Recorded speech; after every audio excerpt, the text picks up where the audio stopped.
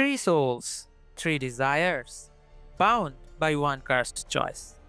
Two damned to a fate worse than death, and one who walks away with his due.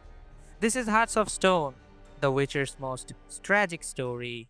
The Witcher 3 Wild Hunt is a masterpiece with vast open world, compelling side quests, meaningful choices, and exceptional DLCs. In this video, I'll explain why you should play the Hearts of Stone DLC if you haven't already, and why it is still considered the best of the Witcher 3's two expansions. What makes a story truly work? For me, is characters, each driven by unique motivation, strength, and flaw. Hearts of Stone delivers exactly that. Olgierd von Everec, an immortal noble turned into a ruthless bandit lord. From the moment you meet him, Olgierd shows cruelty, a sadist who stages elaborate games to make others suffer. But there are other layers beneath that cruelty. You glimpse his love for art, poetry, and refinement. He was once a passionate husband to Iris, and a man proud of his family's honor. His driving need was control over fate, over death, over emotions itself. That obsession led him to make a deal with Gaunter O'Dimm, a decision that cost him everything.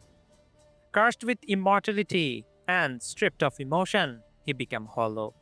Yet somewhere inside remains the guilt of a man who knows he damned himself.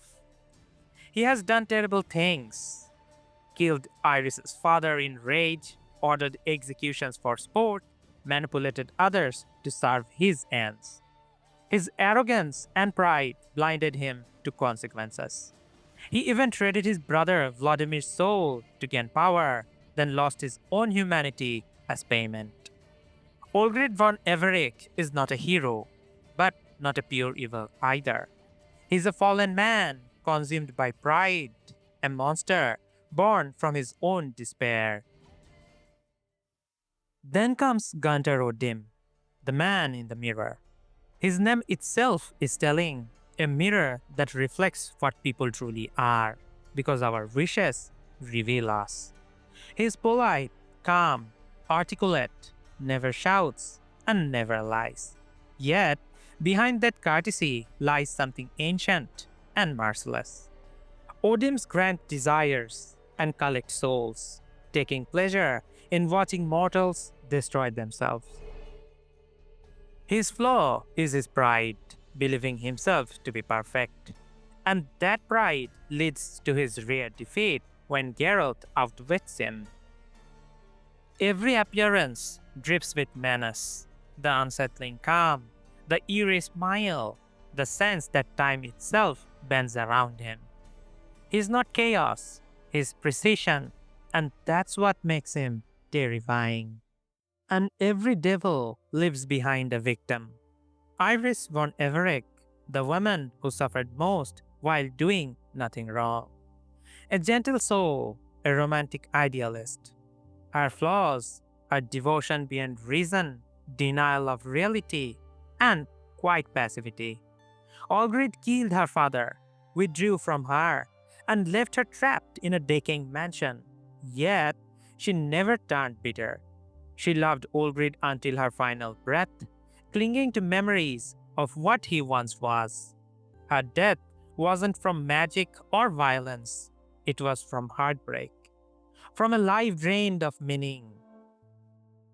Even as her ghost fades, she asks only about him, proof that her love became both her strength and her prison. The story begins as a simple Witcher contract: hunt a monster, kill a beast. But once you track the creature and uncover clues like a detective, the truth unfolds. It's no mere monster, but the Toad Prince, cursed royalty. That revelation sets off a chain of consequences that pull Geralt into a much deeper web, one of forgotten names, old debts, and impossible bargains. The three impossible wishes from the backbone of the narrative. Each unique in tone, a comedic possession, absurd yet heartfelt, A family conflict layered with emotion and memory, a tragic descent. Iris' story, the heart of the DLC. Together, they weave an overarching tragedy while standing strong as individual tales. The finale is the true peak. Geralt must choose save Olgierd or let O'Dimm claim his soul. I never save him. Why? Because a man must reap what he sows, whether by will or mistake. Life rarely offers last minute salvation. From an emotional perspective, letting Olgierd die feels right. His sins outweigh redemption. From a gameplay perspective, Odium's reward is objectively better. And from a moral view, people rarely change. Once a cruel man with a stone heart, always one, curse or not. The small sequence where you uncover the professor's research on O'Dimm shows how meticulous the writers were. They could have made him a simple final boss. Instead, they turned knowledge itself into your weapon. And when the professor dies, the moment his work is done, it proves one thing. Gaunter O'Dimm always gets his way.